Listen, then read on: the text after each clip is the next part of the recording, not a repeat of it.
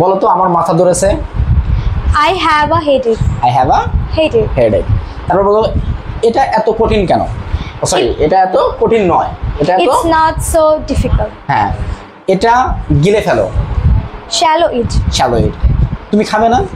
Won't you eat? আমি নিরামিষ খাই। I'm a vegetarian. আমার ভেজিটেরিয়ান। Vegetarian. হ্যাঁ, আমি Vegetarian. ভেজিটেরিয়ান। তারপর আমার মাথা ঘুরছে। I feel giddy. I feel Giddy. giddy. তাহলে এখন আমরা একটা স্ট্রাকচার নিয়ে আলোচনা করব। কি করব? Structure. স্ট্রাকচার নিয়ে আলোচনা করব।